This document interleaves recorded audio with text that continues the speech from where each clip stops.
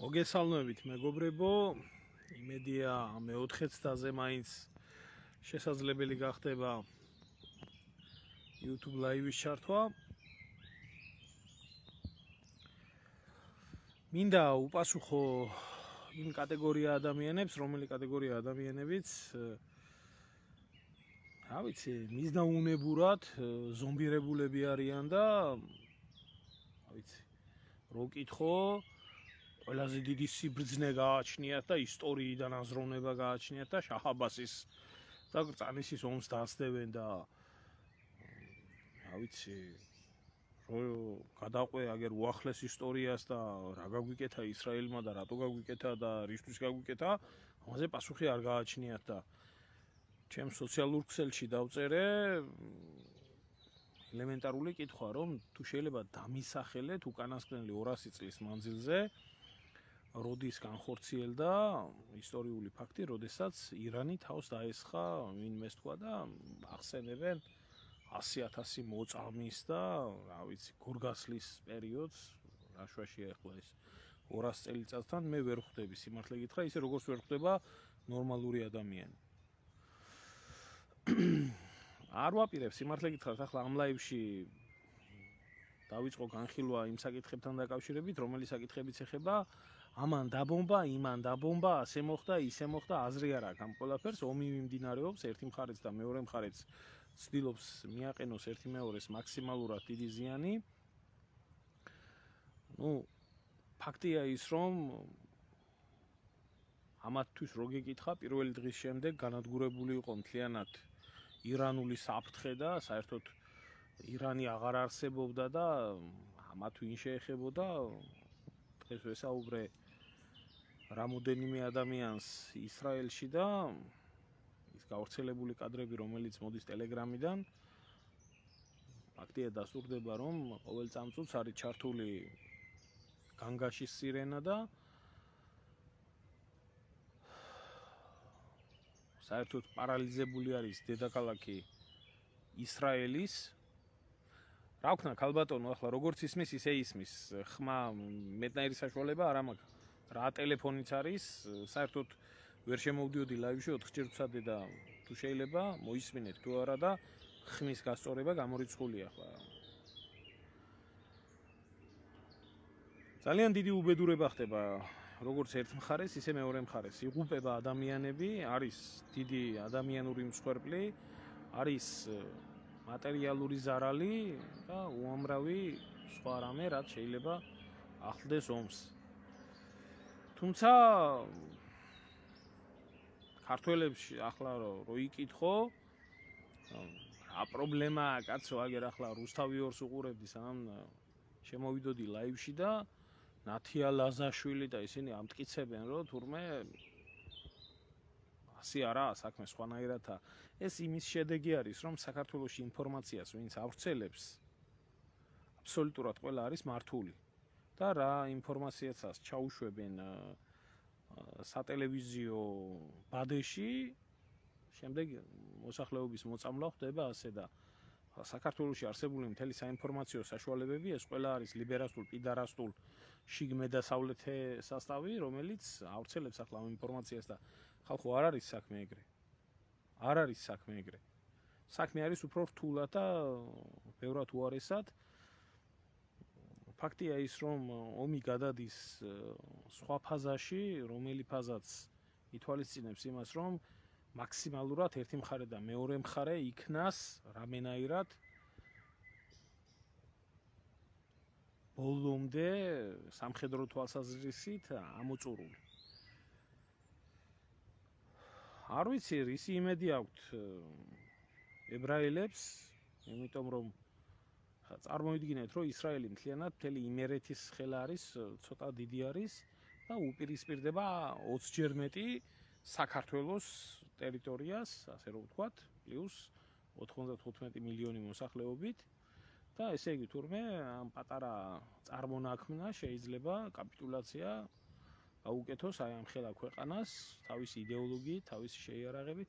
მოკლედ სისულელი ამაზე ლაპარაკი, მხოლოდ და მხოლოდ დებილებს შეიძლება ამ ყველაფრის ჯეროდეთ. საერთოდ სამწუხაროდ საქართველოში ტელევიზიის ძალიან ჯერათ და ვერ გაიგეს, რომ ტელევიზია საქართველოში ეს არის მომწამლელი ადამიანის გონების და აზროვნების. მესამე მსოფლიო ომზე არის აქ საუბარი, სადღაც ირანზე ვსაუბრობთ და უკრაინაში რა ხდება უკვე ყველას დაავიწყდა. თუ არის მე შემოკარგება, აუწიეთ თქვენ ტელეფონებს ხმა თუ არა და არის დახშობის პროცესი. მე მეტის გაკეთება არ შემეძლია არაფრის.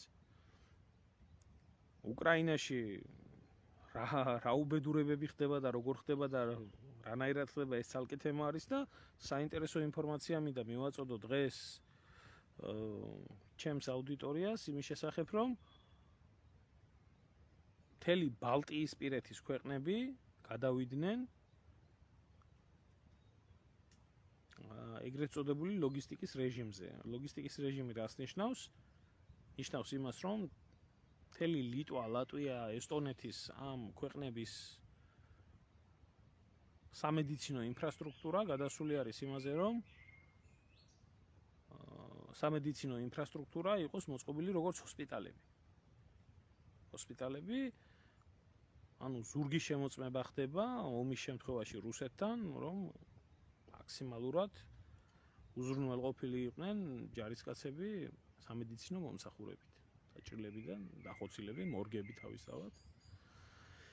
ეს კიდე იმას ანიშნებს, რომ ომი აბსოლუტურად სხვადასხვა მიმართულებაზე მიმდინარეობს შეიძლება, მაგრამ ერთი ჯაჭვი გააჩნია ამ ყველაფერს, როგორცა პროგნოზირებადი და როგორცა ნაწინასწარმეტყველები, ახლა ვისაც არ გჯერათ რეალური ანალიტიკის, მინიმუმ მისტიკის მაინც დაიჯერეთ, ხო? მინიმუმ რელიგიის მაინც დაიჯერეთ, სადაც ნახსენები არის და ნათქვამი არის, რომ მეორედ მოსვლის წინ რუსეთი გახდება ქვეყანა, რომელსაც შეებრძოლება უამრავი ქვეყანა, რომლის წინაშეც მოხდება ომი და ასევე მესამე მსოფლიო ომი დაიწყება ახლო აღმოსავლეთიდან, ისრაელი, ირანის კონფლიქტიდან. დებილი არის ის ადამიანი, რომელიც რუსთავი-2-ის და ტელეიმედის და ტv1-ის აზროვნებით აზროვნებს და სამწუხაროდ ჩვენს ირგვლივ მსოფლიო ინგრევა და საქართველოში საინტერესებს ჩორჩანას პოსტი ვინ გახსნა და რა გახსნა და რანაირად ხდება და როგორ ხდება. იმას არავინ არ ფიქრობს, რომ უკვე არაქსზე, რომელიც არის საზღვარი ირანს და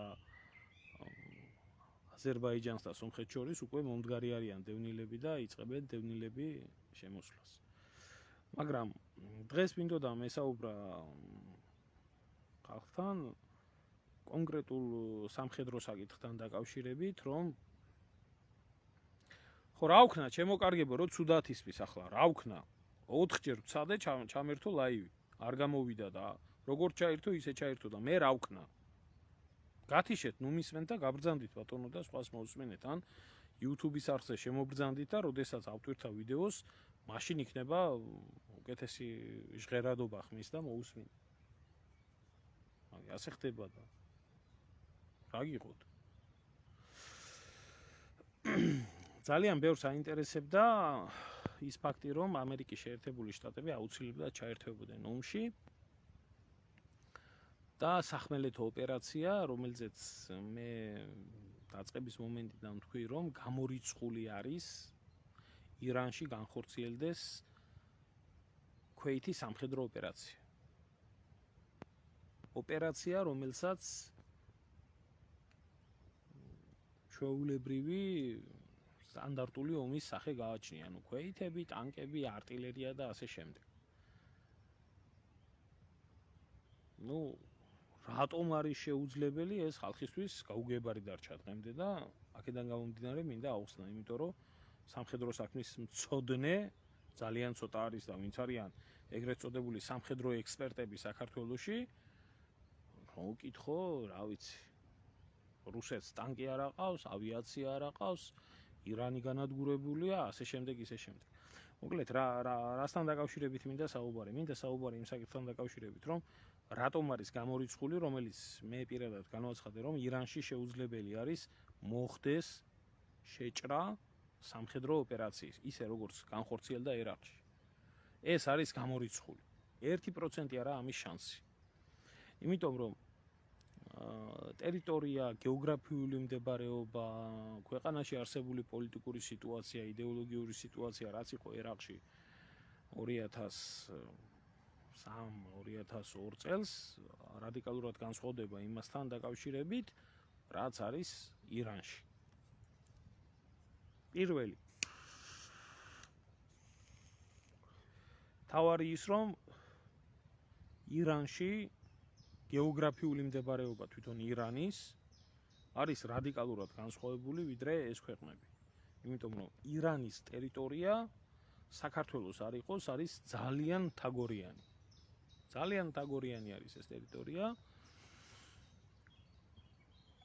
დიდ სივრცეს მოიცავს, ამ სივრციდან გამომდინარე ბირთვული ობიექტები ირანის ხელისუფლებამ მთელი ქვეყნის მასშტაბით ერთი უკიდურესი ცენტრიდან მეორე უკიდურესში, მესამე უკიდურესში განათავსა, რაც საავიაციო დარტყმების მიუხედავად, დარტყმაც არ უნდა განხორციელდეს, ვერ ახერხებს იმას, რომ ბირთვული პროგრამა, რომელიც ირანს აქვს დაწყებული, ეს შეჩერდეს.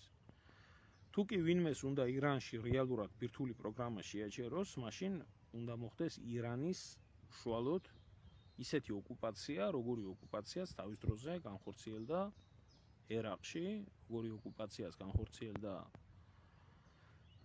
ლიბანში, როგორი ოკუპაციაც განხორციელდა სირიაში და ასე შემდეგ.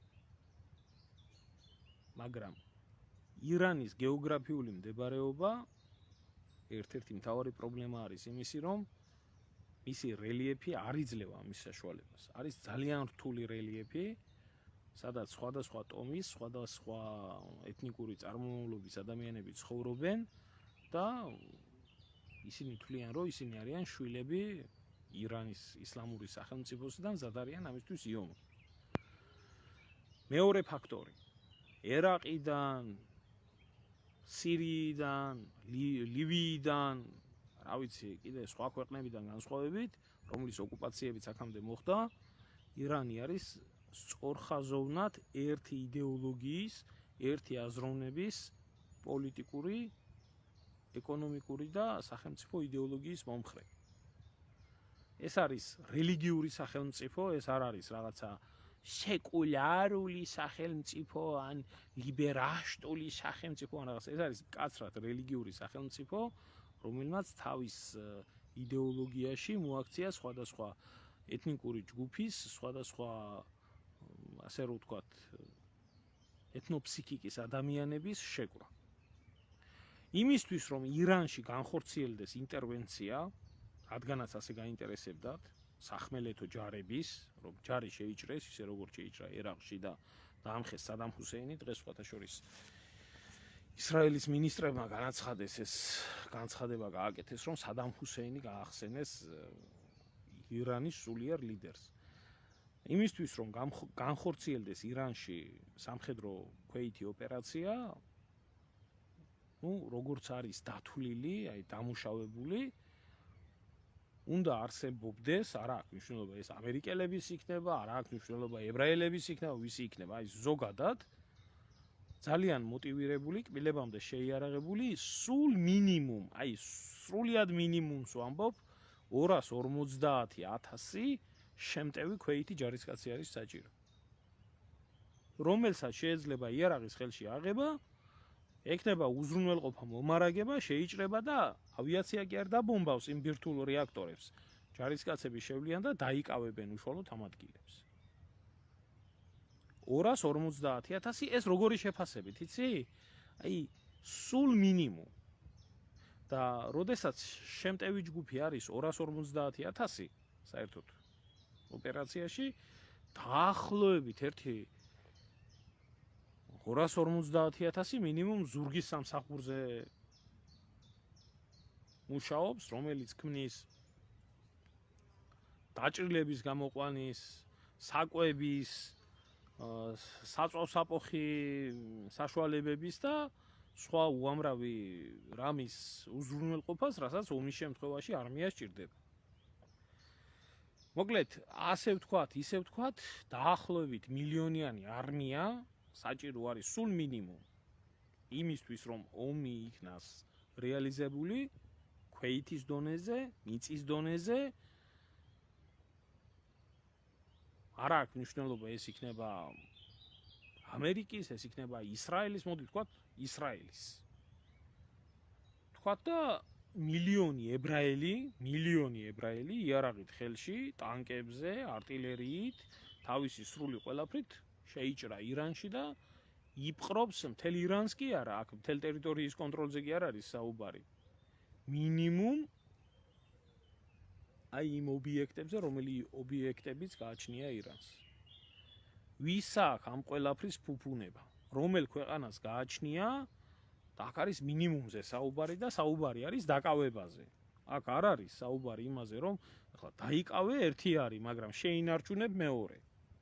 აქ არ არის ქვეყნის ოკუპაციაზე საუბარი. აქ არის უბრალოდ იმ ინფრასტრუქტურის და იმ ობიექტების დაკავებაზე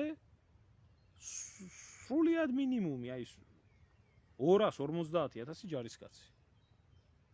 და ეს არ არის საუბარი ახლა იმაზე, რომ ეს 250,000 ჯარისკაცი უნდა იყოს მოტივირებული, ეს 250,000 ჯარისკაცი უნდა იყოს თავიდან ბოლომდე ერთი მმართველობის სისტემის ქვეშ, იმიტომ რომ სხვადასხვა ქვეყნების გაერთიანებულმა შტაბებმა, გაერთიანებულმა ჯარებმა შეძლონ ერთმანეთში სინქრონიზაცია და სამოკავშირეო შეტევა განახორციელოს. თუ ვინმეს უნდა ირანის დაპყრობა, აი რასაც ქვია სრულად თავიდან ბოლომდე ერთი 10 მილიონი ჯარისკაცის ყოლა ვისაც შეუძლია რომ შეიჭრეს ამ ქვეყანაში და დაამხოს რეჟიმი და დაიკავოს ძირითადი ქალაქები, ძირითადი საკვანძო მიმართულება და დაიკავოს ძირითადი ბირთვული ობიექტები, კი ბატონო, ღმერთმა გაუმარჯოს და ვის შეუძლია 10 მილიონი ჯარისკაცის გამოყვანა, აი რეალურად ის 250,000 არის მინიმუმი შემტევი ჯგუფი.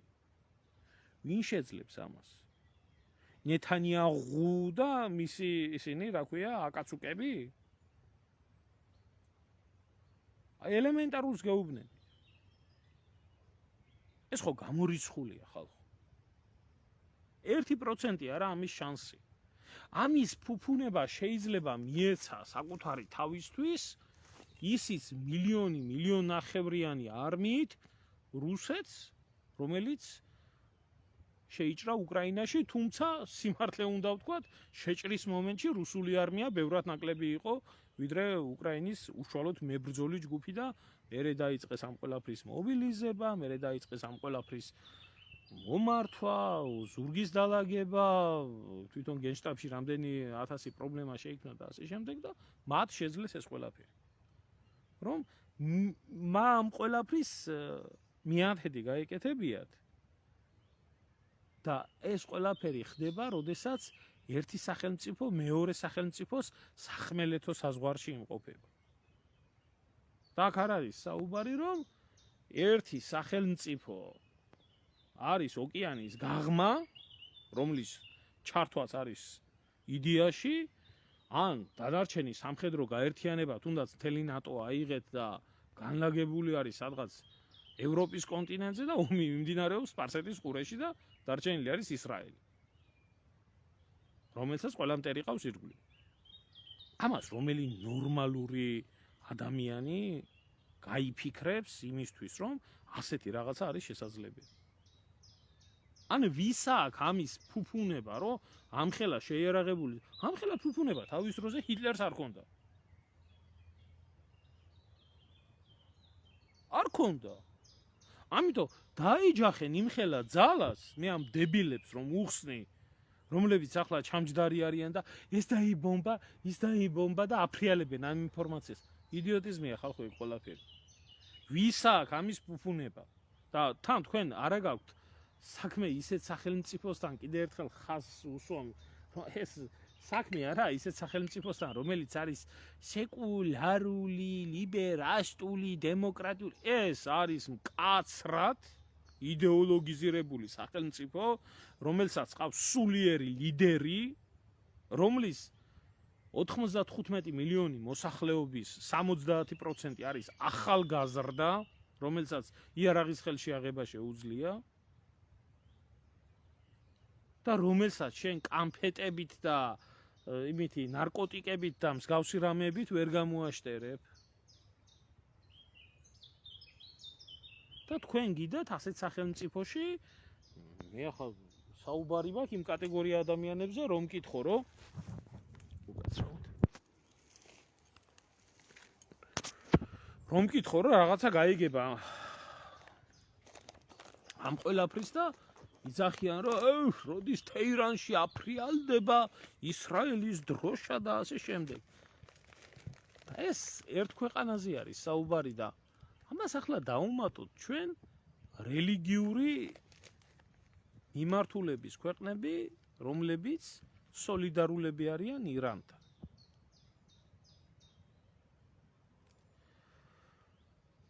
კარგი კითხვაა, ქალბატონო თამარ, ძალიან კარგი კითხვა არის. რელიგიურად სოლიდარული ქვეყნები მის ირგვლივ და საერთოდ ისლამურ სახელმწიფოში, რომლებიც ჩაერთვებიან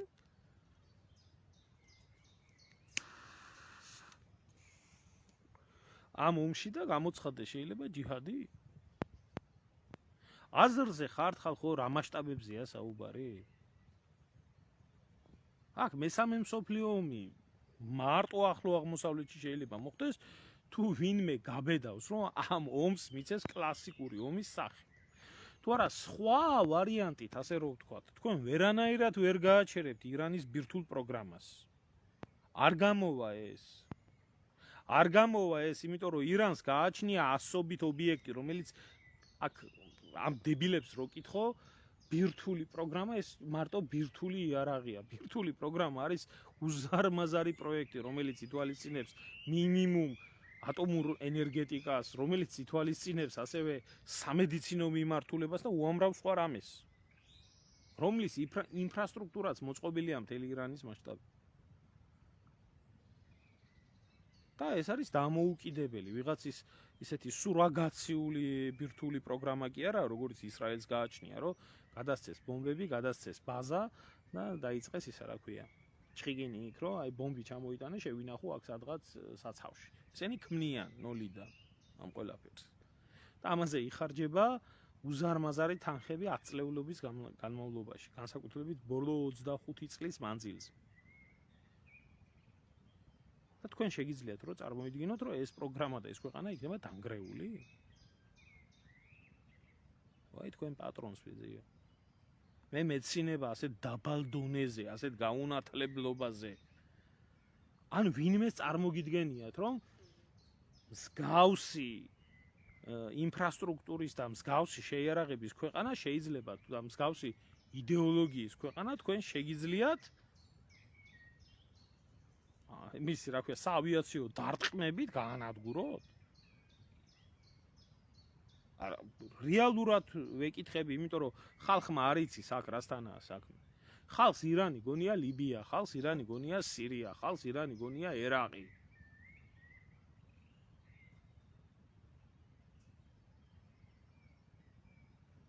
და არა, პრობლემა ზურა, იმიტომ რომ ეს თავისი სამხედრო ამათი სამხედრო ეშმაკობის საკითხია, რომ ის დაღუპული გენერლები კიდე რომელზეც იძახიან, ყველაზე შეიძლება ცოცხლები რო გამოჩნდნენ ეს. იმიტომ რომ ამ ფაქტის დამადასტურებელი და უარმყოფელი არავინ არ არსებობს და შეიძლება დაადასტურო ადამიანის გარდაცვალება იმის გამო, რომ ის ყავდეს უსაფრთხოდ. ეს ომის ეშმაკობის ერთ-ერთი მთავარი შემადგენელი ნაწილია. აი ქალბატონი მისვამდა კითხვას ქალბატონი თამარი, რომ ნუ თუ ეს ყველაფერიო ვერ გათვალესო, თუ ებრაელებმა ეგ ყველაფერი ვერ გათვალესო. ხალხო არ უკვირდება არავინ იმას, თუ რა მდგომარეობა არის ისრაელში. არავინ არ უკვირდება იმას, რეალური მდგომარეობა რა არის ისრაელში. პოლიტიკური ელიტა, რომელიც ისრაელს წარმოადგენს, ახლა კი არა უკვე 10 წლეულები არის მომჯდარი, ატარებს სიონისტების პოლიტიკას, რომელსაც აქ კონკრეტული იდეოლოგიზირებული დავალება მიღებული. მათი მთავარი ამოსავალი წერტილი არის ის, რომ ისრაელში განახორციელონ ეთნიკური წმენდა, ისრაელში განახორციელონ ის რაც ხდება პალესტინასთან მიმართებაში, ამოძირკვა, განადგურება, ფიზიკურად საცხოვრებელი სახლების დანგრევა და იმას და იქ გაბატონება მთლიანად ებრაელური რასის და ის ყველაფერი რაც არის, რა ვიცი, რა ინსტრუქციებით მოქმედებენ, ერთი მხარე თუ მოქმედებს ისლამური ინსტრუქციებით, რომელსაც დაცინის ყველა, რომ თურმე ეს რელიგიური ქვეყანა და როგორ, ხა, სიონისტებზე და ებრაელებზე მეტი კაცრად რელიგიური ქვეყანა მე არ მინახია, მაგრამ ამაზე საუბარი ეს როგორ შეიძლება, როგორ ეკადრება ვინმე რო თქვას, რომ ვიცი, შაბათ შუქის ანთება არ შეიძლება და ეს არ შეიძლება, ისე არ შეიძლება და ეს არის დავალება მიღებული. ეს უნდა განხორციელდეს. ეს უნდა განხორციელდეს. როგორ იქნება, რანაირად იქნება შედეგები რა მოყვება, ეს იმ ებრაულ კასტას არ აინტერესებს. ისრაელი გამოიყენებს აუცილებლად ბირთვულ ბომბს. ისრაელი აუცილებლად გამოიყენებს ბირთვულ ბომბს, როგორც კი შეატყობს, რომ მისი საქმე მიდის ცუდად. შეტევაში არ გამოიყენებს ჯერჯერობით ამ ბირთვულ ბომბს, იმიტომ რომ ენანება და ან ცხვენი, ან მორალი აქვს, ან რამე აქვს. იმიტომ რომ ეს არაფერს არ შეცვლის.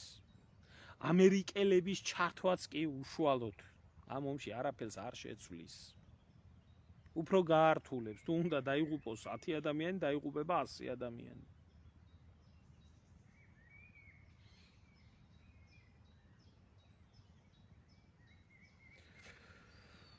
გიორგი, აი სხვა თემა არის ეს და არ მინდა რომ ამ სხვა თემაზე გადავიდეთ, თუმცა 45-ში არ ყოფილა, ეს 46, 47 იყო. რა თქმა უნდა, იოსებ სტალინის დამსახურება არის შექმნა ისრაელის სახელმწიფოსი. აბა ვისი დამსახურება არის? ინგლისი და ამერიკა, ტრუმენი და ჩერჩილი გაცოფებული იყვნენ წინააღმდეგ. ამიტომ არის გამორიცხული. ამიტომ არის შეუძლებელი. როდესაც რაღაცას ვამბობ, არ ვამბობ მე ვიღაცა ესა ფუჩუკუტუ ექსპერტებზე დავტნობით. გამორიცხულია და ახლა ეს 250,000 ჯარისკაცი ვინ შეიჭრება ერაყში სულ მინიმუმს ვამბობ. იმისთვის რომ ის ბირთვული ობიექტები დაიკავოს. და შექმნას ჭიპლარი ლოგისტიკიდან, ეს ყველაზე идеალურ შემთხვევაში. მიაღწევს ან წარმატებას, ვერ მიაღწევს ან წარმატებას, კიდეც რომ მიაღწიოს, მერე როგორ მოხდება, დაკავებული ტერიტორიის შენარჩუნება როგორ იქნება, ამაზე უფიქრია ვინმე ეს. ამიტომ არის ის, რომ ყველანაირად იდიოტიზმი არის, რომ ვინმე ამტკიცოს ამ მომენტისთვის, რომ ირანის მიმართულებაზე სამხედრო ოპერაცია არის წარმატებული. ამაზე იყო არაერთი საუბარი. მათ შორის ისრაელის სამხედროებიდან 10 წლეულის მანძილზე. შენ შემოგევლე, ხო უსმინე, აიათოლები არიან ბუნკერში დამალულები, მართალია, ხო აიათოლები არიან ბუნკერში დამალულები და ის მაგას რო კითხულობ, ის არ გახსენდება, რომ ისრაელის პრეზიდენტი საერთოდ პრემიერ-მინისტრი საერთოდ არ გააჩნდეს ისრაელში, თვითმფრინავში ჩასვეს და იმაში საბერძნეთში გაუშვეს და იქიდან კოორდინირებდა, იმიტომ რომ ისრაელში მიწა არ იყო საიმისო, რომ უსაფრთხოდ ეგზნო თავი ნეტანიაჰუს. ამას არ კითხულობ, ხო? და ეს არის პირველი ეტაპი არის ომის, როდესაც არც ერთ მხარეს და არც მეორე მხარეს არ გამოუყენებია ჯერ ის იარაღი, რომელი იარაღიც არის გადადებული უბედურებისთვის. და ირანმა ეს იარაღი თავის დროზე გამოცადა, რომელსაც აი ესე ამზერად უყურებენ და თეორიულად ეს ყველაფერი არის დაშიფრული და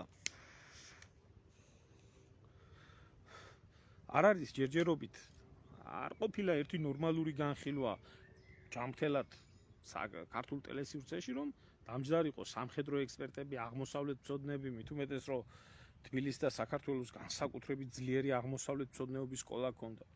და ვინმეს აეხსნა ის ყველაფერი, რაც ხდება ახლო აღმოსავლეთში. სამხედროებს ეთქვა თავისი სიტყვა. საუბარია იმაზე, რომ ირანს აქვს უკვე ის რაკეტები, რომლებიც მინიმუმ 15 მახის საშუალებით ახერხებენ დარტყმას. და ირანმა ეს ყველაფერი გამოიყენა თავის დროზე.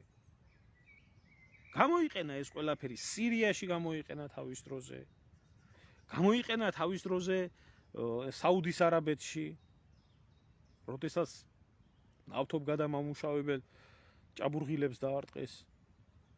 ირანმა გამოიყენა ეს ყველაფერი ყასიმ სულეიმანის ლიკვიდაციის გამო, როდესაც ამერიკული სამხედრო ბაზები უშუალოდ ირანის მხრიდან იქნა დაბომბილი ერაყში. ვინმე თქვა, ვინმე მახსნა ეგ ყველაფერი? არა, ინფორმაცია დაიხურა, გასაიდუმლდა, მარტო ერთეულებმა შეიძლება რაღაცა ასე მოყვარულების დონეზე ვიცოდეთ, სად რა მოხდა იმ პერიოდში. ვინმე ეს ყველაფერი რეალურად განსაზღვრა? რატო არა აქ ამერიკელებს იმის სურვილი, რომ თვითონ ჩაერთონ ამ ყველაფერში? იმიტომ რომ კარგად იციან იქ რა უბედურება შეიძლება მოხდეს.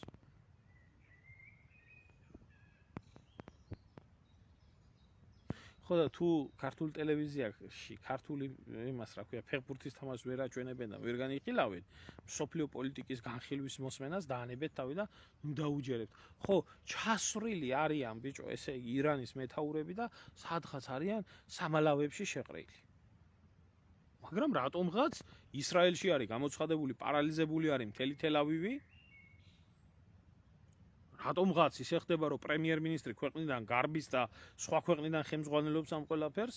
რატო ხდება მანდამაინც ის, რომ ისრაელის მთავარი ენერგო ობიექტები იბომბება? რატო ხდება, რომ მანდამაინც ისრაელის თავდაცვის სამინისტრო იბომბება? რატო ხდება მანდამაინც ისე, რომ ისრაელის დაზვერვის მოსადის სამსახური იბომბება? რატო ხდება ისე, რომ იგივე საავიაციო ბაზა, რომელიც თავარი არის მიმღები ისრაელში, ის იბომბება და ასე შემდეგ, კეზერატივის ბლუკუნს უჯერებთ? ეს ომი თუ გაიწელა და თუ კი ისრაელს რეალურად ეს ან დიპლომატიურად თუ არ გადაწყდა, მე გეუბნებით ახლა იმას რა რეალობაც არსებობს. მე არ ვიცი ხვალზე რა მოხდება, ომია, ვის მოკლავენ, როგორ მოკლავენ, რა დიპლომატია რას იზამს, მაგრამ იმ ძალთა ბალანსიდან, რომელიც ძალთა ბალანსიც არსებობს ირანს და ისრაელს შორის. თუ კი ეს არ შეჩერდა, ეს უბედურება რაც ხდება. ჩათვალეთ ისრაელიდან არ დარჩება ფერფლი, დარჩება მხოლოდ იერუსალიმი. შეუძლებელია გაუძლოს ამ პატარა ქვეყანამ მიუხედავად იმ დიდი დახმარებისა, რომელსაც უწევს ბრიტანეთი, რომელსაც უწევს საფრანგეთი, რომელსაც უწევს შეერთებული შტატები და ასე შემდეგ. არ არსებობს, ვერ გაძლებს ეს ქვეყანა, იმიტომ ისეთ სამხედრო პოტენციალთან არის საქმე, რომელსაც ვერანაირად ეს პატარა ტერიტორია ვერ დაიცავს თავს. და აღარა მაქვს საუბარი უკვე ფიზიკურ და დემოგრაფიულ საკითხებზე, მიუხედავად ყველაფრისა ახლა ეს როგორ, ის როგორ, ასე იქცევა, ისე იქცევა, ახლა ახლო აღმოსავლეთზე მოლაპარაკი ადამიანი რო იყოს, მე დაუსვები ისეთ კითხვას, რომელიც მაინტერესებს. მე მაგალითად მაინტერესებს მარტო ირანი რომ მოქმედებს ახლა, რატო არ მოქმედებს ჰამასი, რომელიც ასევე ისრაელის ერთ-ერთი დაუძინებელი იმპერია, რატო არ მოქმედებს ჰესბოლა, რატო არ მოქმედებს სხვა შიიტური შენაერთები? კი, ჰუსიტები ღებულობენ მონაწილეობას, მაგრამ მაინც ეს ერთ-ერთზე დარტყმებია და ახლა არის იდეალური დარტყმები, სხვებმაც განახორციელონ, მაგრამ რატო არ ხდება ეგ ყველაფერი ასე? არ ვიცი, ეს ახლა აღმოსავლეთ მცოდნეებს შეიძლება ქონდეთ ამის ინფორმაცია, რომ ერთდროულად ჯერჯერობით რატო არ ხდება ისრაელის დაბომბვა. თორე ისრაელიდან შეიძლება ადამიანმა ცოცხალმა ვერ გამოაღწიოს და ქონდეს ერთადერთი შანსი იერუსალიმში ომარის მეჩეთში თუ იქნება გარანტირებულად ცოცხალი. აზრზე არ ახართ ხალხო რამხელა ძალას დაეჯახენ ისინი. ძალას, რომელსაც ბიჭო 95 მილიონია. 95 მილიონია თვითონ ეს სახელმწიფო. და ერთი 95 მილიონი გავლენის სფერო აქვს. ერაყში, ლიბანში, სირიაში, იემენში. ეს უშუალოდ რაც მას ექვემდებარება. საინტერესო კითხვა იყო, რომ ებრაელებმა ეს ყველაფერი ვერ გათვალეს. ყველაფერი კარგად არის გათვლილი და ყველაფერს კარგად უყურებენ. ნეთანიაჰუს რეჟიმი არის რეჟიმი, რომელსაც შეუძლია მხოლოდ და მხოლოდ იმ შემთხვევაში იარსებოს, თუ იქნება მის ირგვლივ ომი და თუ იქნება ისრაელი მუდმივად ომში ჩართული. ეს არის ჩვეულებრივი სტანდარტი. ჩვეულებრივი სტანდარტი არის, როდესაც სახელმწიფოში შეიძლება შეიქმნას კრიზისი, ამ დროს სახელმწიფომ უნდა დაიწყოს ომი. სხვაგან რო არ წავიდე, გაგახსენებთ უახლოეს ორ მაგალითს საქართველოს ისტორიიდან. მაგალითი შევარდნაძის პერიოდში, როდესაც მოვიდა და მოჯდა ხელისუფლებაში და ერთი უბედურება იყო აფხაზეთის ომი რო არ დაიწყო შევარდნაძეს, თბილისში ის ვერ გაძლევდა ხელისუფლებაში. ხალხი დაამხობდა. 2008 წლის მომენტი. ეს უბედურება, ეს პროვოკაცია, ეს ავანტიურა, რაც გააკეთა სააკაშვილმა, რო არ გაეკეთებია, ვერანაირად ის ხელისუფლებას ვერ შეინარჩუნებდა. აი, ამიტომ ხდება სხვაგან არეულობა და უბედურება, რომ თვითონ რეჟიმებმა შეინარჩუნონ თავი. და ახლა კარგად იციან ებრაელებმა, რომ მათ დიდი გავლენა აქვთ მსოფლიოში და არ ვიცი, თუ კი მოხდება დაზავება, აი როგორც ხდებოდა საქართველოში, ბიჭო, რა დროს მიშაზია ლაპარაკი რუსეთია, აგერ მომდგარი. ახლა ისე ხდება ისრაელშიც. რა დროს ნეთანიაჰუს პრობლემაზე არის საუბარი, ირანია მომდგარი. და ასე შემდეგ. მაგრამ თავარი ამოსავალი წერტილი, რამაც შეიძლება დაუსვას ან ერთი, ან მეორე მხარის, ასე რომ ვთქვათ, მოქმედებას ძალა, ისა რა ქვია, მოქმედ ძალას წერტილი, ეს არის ქვეითი ოპერაცია. რომელიც შევა, განაიარაღებს ირანს, ყველა მის ბირთვულ ობიექტს გააჩერებს, ყველა მის სამეცნიერო ცენტრს გააჩერებს და ასე შემდეგ და დამთავრდება, რა მოტივიცაა ეს ომი დაწყებული. ან მეორე ვარიანტი. თუმცა მეორე ვარიანტი უფრო რეალური არის, რომ ირანმა დაიწყოს. ირანმა და მისმა პროქსი ძალებმა დაიწყოს შეტევა ისრაელის მიმართულებაზე ქვეით დონეზე. აი ეს შემთხვევა უფრო საშინელი შეიძლება აღმოჩნდეს. იმიტომ რომ არ არსებობს ირგვლივ მეზობლობა ისრაელის ირგვლივ, რომელსაც ისრაელი უბრალოდ თვალში მოდის. ის კი არა, რომ არ მტრობდეს, აი უბრალოდ რომ თუნდაც ნეიტრალური დამოკიდებულება ქონდეს. ახლა ფორმალურად ეგვიპტესაც და იმას რა ქვია, იორდანიასაც აქვს გამოცხადებული, რომ კი ისრაელი იყოს და იყოს. ამათ უფრო მეტი შანსი აქვს. ისრაელს თუ ვინმეს გონიათ, რომ ისრაელს აქვს იმის ტრაკი, რომ დაახლოებით 1500 კილომეტრის მანძილზე დაძრას სამხედრო არმადა და ბრძოლით გაჭრას ეს ტერიტორია და შეიჭრეს და თეირანი აიღოს, ეს არის დებილი. დებილი ეს.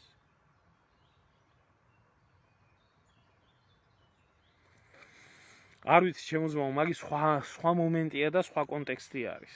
თუმცა საინტერესო არის ჩვენ რეგიონს ეხება, რომ აზერები გამოიყენებენ თუ არა ამ მომენტს საიმისოთ, რომ დაარტყან ზანგეზურის კორიდორის გაჭრისთვის. ზანგეზურის კორიდორის გაჭრისთვის ფიზიკურად აზერბაიჯანს არაფერი პრობლემა არ ქონდა, აქამდეც რომ ძალით გაიჭრა ეს კორიდორი, მით უმეტეს თურქეთის დახმარებით, მაგრამ აქ სხვა რაღაცაზეა შემოძმაო საქმე. აქ დევნილთა ნაკადები იქნება მილიონობით შემოყრილი სამხრეთ კავკასიაში, ვის ეცლება ომისთვის. ვის ეცლება, ვის ექნება მაგის ძალა. თუნდაც ყველაზე შეიარაღებულ და ყველაზე ძლიერ სახელმწიფოს აზერბაიჯანს, რომელსაც 15 მილიონი მისი მოქალაქე ეთნიკურად და რელიგიურად მისი სისხლი, ძმა და ყავს ირანში, ამის დაბინავებაზე იქნება გადართული.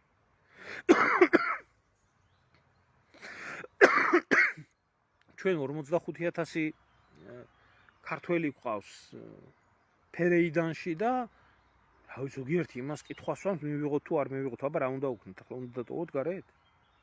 თუ ფერეიდნელი ქართველები ისტორიულ სამშობლოში დაიწყებენ რეპატრიაციას, უნდა დატოვოთ გარეთ? ელემენტარულ კითხვას ვამ. როდესაც გლობალური ერთად დიდი გადასახლება ხდება. და ირანის დამხობა გამოიწვევს საერთოდ მსოფლიოს არევას. ერთადერთი იდეალური გამოსავალი არის პოლიტიკური გამოსავალი. თუმცა ეს ნაკლებად არის ახლაც მოსალოდნელი. ნაკლებად არის, იქედან გამომდინარე არის ნაკლებად, რომ მთელი მსოფლიო არის ალესილი. ეს ჩვენ რო ვართ დაცლილი სისხლიდან და ენერგიიდან, ასე არა. ძალიან ბევრი ქვეყანა ელოდება თავის მომენტს. ამიტომ გითხარით, მე ბალტიისპირეთის მაგალითები იქ სპეციალურად გახსნილი ჰოსპიტლები და ასე შემდეგ, საიმისოთ, რომ უკრაინის ფრონტის, უკრაინის დაცემის შემდეგ რუსები რას იმოქმედებენ, იქ არავინ არ იცის. გამარჯვებული რუსული არმია საიცავა. მე დიდი რწმენა მაქვს აიმისოთ, რომ აუცილებლად სწავლიან კალინინგრადის ოლქისკენ და აუცილებლად მოითხოვენ კორიდორის გახსნას. ამიტომ ძალიან დიდი უბედურება არის მოსალოდნელი. და ეს სენტიმენტები დემოკრატიასთან, თავისუფლებასთან, სიტყვის თავისუფლებასთან, უფლებებთან, რომელსაც მიაჩვიეს საზოგადოება და ქართული საზოგადოება განსაკუთრებით საერთოდ აღარავის გაახსენდება. აი ელემენტარული კითხვას უსვამ, აი ამ ჩლუნგებს, ხო, აი სულ ელემენტარული კითხვა არის. აი გუშინ წინ მაგალითად. თუ გუშინ იყო უბრალოდ ირანის ტელევიზიის ჟურნალისტი პირდაპირ წარდგა პირდაპირ ეთერში. საუბრობდა, როდესაც იქნა დაბომბილი ჟურნალისტები, ტელევიზია. ისრაელი იძახის, რომ კი ბატონო, უნდა დაბომბილიყო, გასწორებულიყო მიწასთან. ჟურნალისტები, რომლებიც არიან მსოფლიოს საერთაშორისო კონვენციით დაცული, ისევე როგორც მსოფლიოს საერთაშორისო კონვენციით არის დაცული მთელი ეს ბირთვული ობიექტები, მასე სამხედრო იერიშის მიტანა არ შეიძლება. ვინმე გამოსულა ქართველი ჟურნალისტი და დაუგმია ის, რაც მოხდა, ჟურნალისტია, ხო, მის ოფისში აწარმოებს და იბომბება ტელევიზია. არა, იმიტომ რომ ისრაელი ბომბავს ამ ყველაფერს. რაშია ხალხო საქმე იცით? მე დავსვი კითხვა. რა თქმა უნდა, ნაკლებად ისტორია მესმის. დავსვი კითხვა, რომ თუ შეიძლება გამახსენეთ ბოლო 200 წლის მანძილზე ირანი ვის დაესხა თავს. ვერავინ ვერ გამახსენებს ამ ყველაფერს, იმიტომ რომ არ არსებობს ამის მტკიცებულება. ისტორიას არ ახსოვს ეგ ყველაფერი. ისტორიას თავისი გზა აქვს და ფაქტების წინაშე არგუმენტები არ არსებობს. 200 წლის მანძილზე ირანი არავის არ დასხმია. ამ პერიოდში ისრაელი საერთოდ არ არსებობდა. ამერიკის შეერთებული შტატებიც კიდე 13 შტატი იყო მაშინ. ჩანასახში არ არსებობდა. 257-ის თუ 259 წლის ქვეყანა ზუსტად არ მახსოვს. და მთელი ამ ხნის მანძილზე 259 წლის მანძილზე მხოლოდ 19 წელიწადი იყო ისეთი, როდესაც ამერიკა არ ომობდა. 99% ამერიკის წარმოებული ომები აბსოლუტურად ყველა იყო შემტევითი და მისი კონტინენტის გარეთ. ერთადერთი ომი, რომელიც შეიძლება ჩაითვალოს, ეს არის სამოქალაქო ომი, თუმცა ეს შიდა ამერიკული არეულობა იყო, რომელიც მათი პრობლემა იყო და მის კონტინენტზე ომი შეიძლება ჩაითვალოს მაშინ, როდესაც დაპყრობითი ომები აწარმოა და დაიპყრო მექსიკის 3/4. და ესეც შემტევითი ომები. დანარჩენი ყველა ომში ყველგან იყო ამერიკა. ისრაელი რაც ჩამოყალიბდა, მის მერე სულ ომშია გარეული. და ახლა ელემენტარულად, აი რო შეხედო, ხო, აი სადღაც მქონდა ეს რუკა, რომელიც აჩვენებს ამ რეალობას, აი ეს არის ცალმხრივი, ისა რა ქვია, ამერიკული ოკეანის გაღმა არსებული ქვეყანა, რომელსაც აქვს ირანის სასწრაფოებთან ბაზები და ირანს უნდა თურმე ომი და ამერიკას არ უნდა ომი. ამერიკაზე აქედან დაახლოებით 14-15,000 კილომეტრია ამერიკა აქედან დაშორებული. და რასაც მე ახლა ვლაპარაკობ, თურმე რუსული პროპაგანდა და არსებობს მხოლოდ ეჭვები. აი ირანს რო ბირთვული იარაღი შეექმნა, მაშინ დაბომბავდა, ამას იზამდა, იმას იზამდა. ბაბუაჩემსო, ბებიაჩემსო, ის რო ქონოდაო საქართველოში იციან თქმა. მაშინო ბაბუას დაუძახებდიო და ბაბუას რო ის ქონოდაო, ბებიას დაუძახებდიო. ასე მაგნაირი ეჭვები უამრავი იყო სადამ ჰუსეინის მიმართებაში, კადაფის მიმართებაში, ყველას მიმართებაში ეს მასობრივი იარაღის და ქიმიური იარაღის გავრცელებლობის საკითხი, მაგრამ ელემენტარულს გეკითხებით, ნახავინ მე ერაყში მასობრივი განადგურების იარაღი? მე ის რაში აინტერესებს უკვე, ამით დაიწყო ომი. თორე სადამ ჰუსეინის რეჟიმი შეიცვალა. ქიმიური იარაღი, ასადი, ახლა ხოა თქვენ ხელში. ვინმემ გამოარკვია ასადის რეჟიმი იყენებდა ქიმიური იარაღს? არავის არ აინტერესებს ასადის რეჟიმი, ხო არა? ვინმე ნახა ტერორისტებთან კავშირი როგორც ჰუსეინის, ასევე კადაფის, ასე შემდეგ, მაგრამ კადაფის რეჟიმი ხო არა. ისევე არავის არ აინტერესებს ირანს აქ თუ არა ბირთვული ბომბი. თავარია ირანში არსებული რეჟიმი არ არსებობდეს. რეჟიმი, რომელიც იქნება ლოიალური, ჩმორი, თავდახრილი, შენჭირიმე შენგენაცვალე დასავლეთის მიმართ. და არაპირებს ეს ქვეყანა რომ თავი ესა რა ქვია, დაიმციროს ვინმესთან. ეს მაკა კეზერაშვილი, ესეც ქალბატონი ალბათ კეზერას ბიძაშვილი არის 200 წლის წინ ხომ ესხმოდა საქართველოს და ხო მე საქართველოს ესხმოდა ხო ისრაელს ხوار ესხმოდა 200 წლის წინ. აიღეთ თქვენ ქვეყანა 200 წლის წინ. აიღეთ მსოფლიო ისტორია, განსაკუთრებით ევროპის ქვეყნების ისტორია. ბიჭო, 80 წლის წინ აგერ ებრაელები 6 მილიონი ებრაელი გამოგწვა იმის გერმანიამ თავიანთ იმგენში, რა ქვია, საკონცენტრაციო ბანაკებში და სულში გულში ხარ ჩახუტებული. სადაა თქვენ თავმოყარეობა? 6 მილიარდის ოდენობის რკინა ბეტონში, რომელიც ადენაუერმა გამოუგზავნა ისრაელს, ამაში გაცვალეთ ის ხალხი, ვინც დაიწვა იქ ჰოლოკოსტის და იმათი ხსოვნა. რა ვქნათ ახლა, თუ კი 80 წლის წინ გერმანელები განადგურებდნენ ებრაელებს და ეხლა შემძრვალები ხართ ერთმანეთის უკანალში. შებრძანდით გერმანულ აეროპორტებში ერთადერთ სამლოცველოს, ვისაც ნახავთ, არის ისრაელის. და რეიხსტაგი ნახდება ისრაელის დროშებში და ბედნიერები ხართ. მერე 80 წლის უკან აგერ ჯერ კიდე ხალხი ცოცხალია იმ პერიოდის დამნაშავეები. რა ვქნათ ახლა? რა ვქნათ, აი კითხვა მაქვს. რა ვქნათ? გაწირეთ თქვენი ხალხი. ადენაუერს ხელი მოუწერეთ იმაში, რომ რკინა ბეტონს თუ მოგაწოდებდათ, რომ ისრაელი აგეშენებიათ, ხსოვნას დაივიწყებთ და ეს ჩაითვალეთ თქვენ კომპენსაციაში. რა ვქნათ ახლა, რა უყოთ ამ სიმართლეს? ან იმ სიმართლეს რა უყოთ თუ 200 წლის უკან იყურებით? 200 წლის უკან იყურებით, რა უყოთ იმ სიმართლეს, რომ ებრაელი ერი ბიბლიურად გაანთავისუფლა ირანმა. სპარსეთის მეფემ გაანთავისუფლა ტყვეობიდან. ამას რა უყოთ? ეს არ გახსოვთ? თუ ეს ამოხეული იყო თქვენს სასწავლებელში, აი ელემენტარულს გეკითხებით.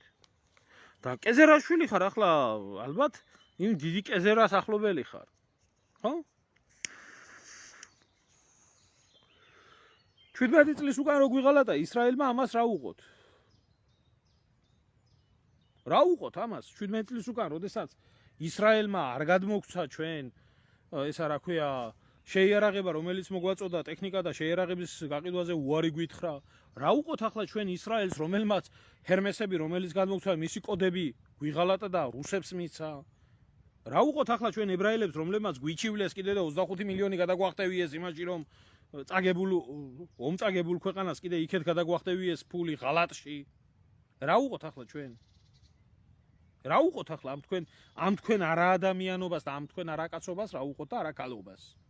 რა უყოთ იმ 10,000-სობით ქართველს, რომელსაც ბენგურიანის აეროპორტში ამოხადეთ სული? რა უყოთ?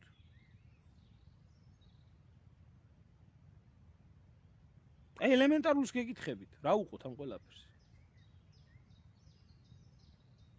200 წლის უკან ხო იყო კრწანისის ბრძოლა.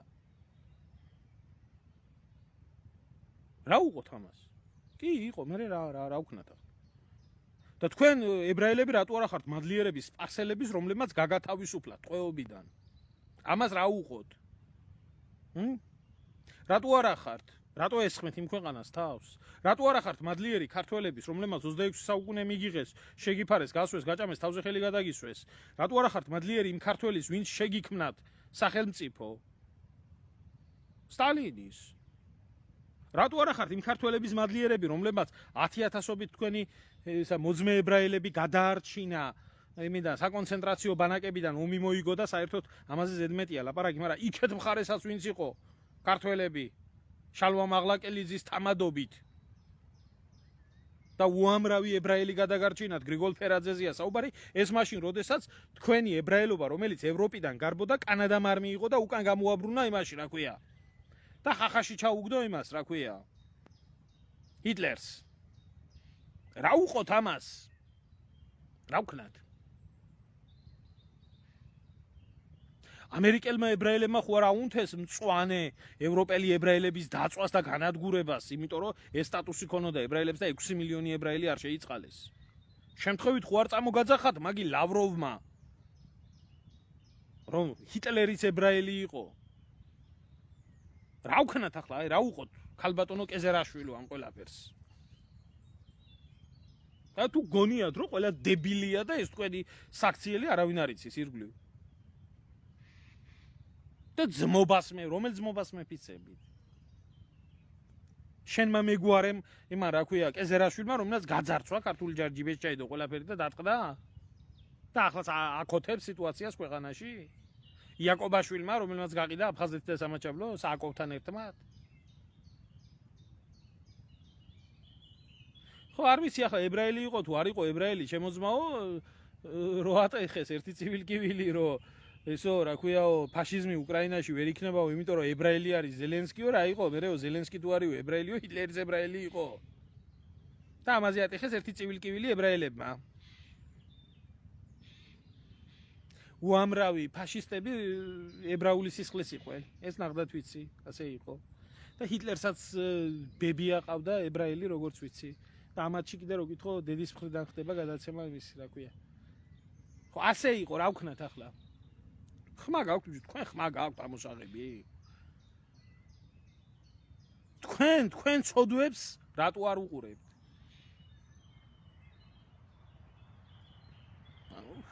ამძიმეა სიმართლის მოსმენა.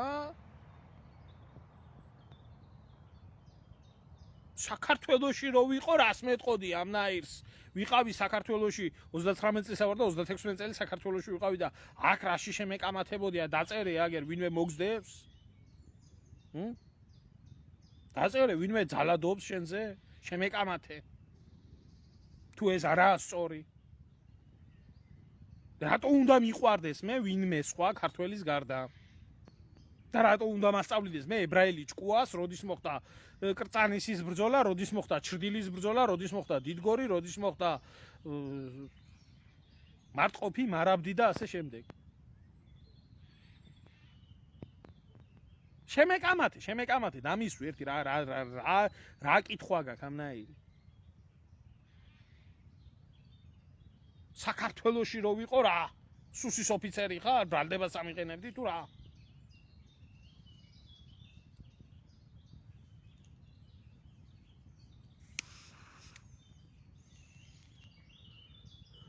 დაწერე გვაინტერესებს, არა მარტო მე სხვასაც აინტერესებს. შემეკამათე.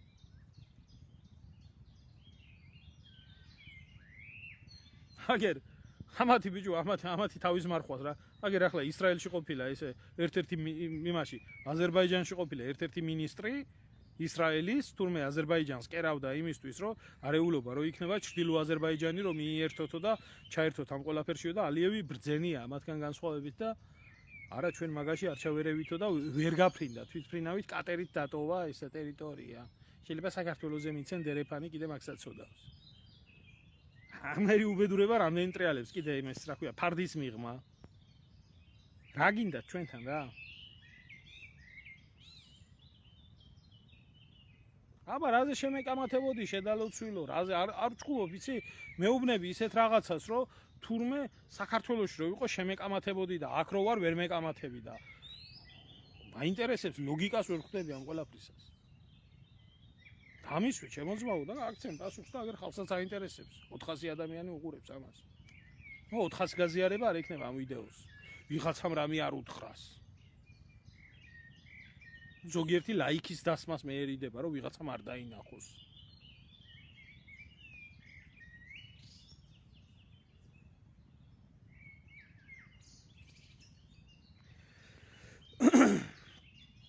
მოკლედ ამის თქმა მინდოდა და დავასრულე ჩემი სათქმელი, იქიდან გამომდინარე, მე მგონი შევძელი აღმეწერა ის რეალობა, რა რეალობაც არსებობს მიწაზე და არანაირი ქუეითის სამხედრო ოპერაცია იქ არ განხორციელდება. მხოლოდ და მხოლოდ დებილებს შეიძლება ეგონოთ. არა აქვს ამის საშუალება. არა აქვს საშუალება ამერიკის შეერთებულ შტატებს იომოს მილიონიანი არმიით. ასევე მიაყენოს 1.5 მილიონი ბრიტანეთმა. ბრიტანეთს საერთოდ 78,000 ჯარისკაცი ყავს დარჩენილი. საფრანგეთმა და სხვა 10 მილიონიან ისრაელს კიდე მაგის თავი არა აქვს. მიუხედავად იმისა, კალიან კაცინო ყველა სყლიან არმიაში. რადგანაც შენ ახლოს შემოხვედი, თავიდან მოუყვები ჩემო ძმო. აბა რა? კი. სასაულია ხალ. კარგად ბრძანდებოდით. მშვიდობა საქართველოს და მშვიდობა დანარჩენ სამყაროსაც.